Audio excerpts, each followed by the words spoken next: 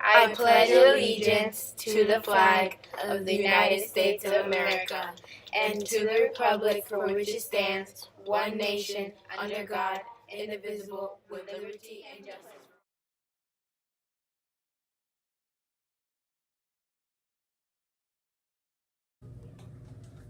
Chess Club meets on Friday. Have ride home at 5. 8th graders, another bus has been added to the grad venture trip. Deadline to pay is this Friday.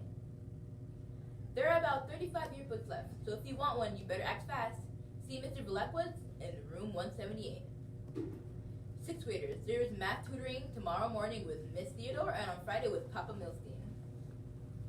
Compass resumes this Saturday. Be there at 8 in dress code. There's also FSA camp beginning at 9 o'clock.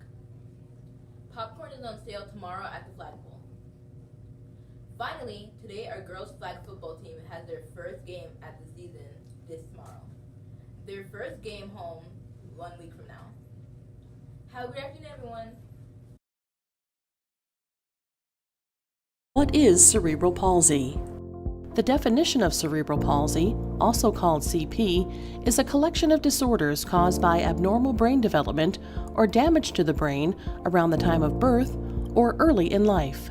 Cerebral palsy is a motor disability, meaning it affects a person's ability to move and maintain balance and posture. When a person and a family hears that information for the first time, that can be devastating. Then from there, it's time to kind of pick up the pieces and say, okay, this is the situation. Now what are we going to do about that?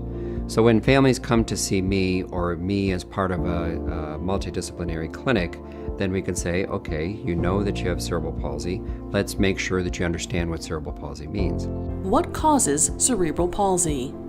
Some causes of cerebral palsy include bleeding in the brain, infections of the brain, including meningitis or encephalitis, seizures at birth or in the first month, certain genetic conditions. In some cases, healthcare providers are unable to determine the cause of a child's cerebral palsy. In the beginning, cerebral palsy is diagnosed primarily based on the physical findings, but we know that cerebral palsy is a diagnosis that relates to some problem with the brain and some injury that happened to the brain or some abnormality with how or difference in how the brain was formed. CP is a permanent condition, but it's not progressive. That means that the brain damage can't be reversed, but it won't get worse. But abnormal muscle tone or motor control can shorten muscles and deform bones. Early intervention and appropriate treatment can help ease symptoms and improve a child's abilities. The injury that occurs early in life can cause effects on many different functions for the person. So that could be communication, it could be eating, it could be their mobility, it could be problems with seizures, learning. So all of those things can be present, or maybe only a few of them. An average of 1 in 323 children in the U.S. have CP, making it the most common motor disability in childhood. You take a patient that has a mild form of cerebral palsy, if we were just to say, oh, your child has cerebral palsy, a lot of times they think that their child's going to be sitting in a bed when they're an adult and not be able to do anything for themselves. And so when you counsel a family about a diagnosis and a disability, you need to anticipate what their thoughts and feelings are so that you can kind of counsel them and not overburden them or overworrying them and be as accurate as you can. Types of cerebral palsy. There are different types of cerebral palsy depending on which part of the brain is affected. A person can have mild cerebral palsy or may have a more complex form. Spastic cerebral palsy is caused by damage to the cerebral cortex. It causes stiff muscles, also called spasticity. It's the most common form of CP. Spasticity or tone in the context of cerebral palsy takes the form of tightness in the muscles that can interfere with functions such as walking, can cause pain, and can eventually cause orthopedic deformities. Spastic cerebral palsy can affect different parts of the body. When it affects the legs more than the arms, it's called diplegic cerebral palsy. Spastic cerebral palsy that affects only one side of the body is called hemiplegic cerebral palsy. In most children, the arm is more affected than the leg.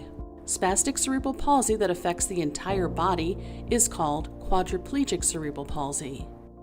When we treat children with cerebral palsy, we try to analyze, what the issues are. And so with cerebral palsy, spasticity is one big issue, weakness is another big issue.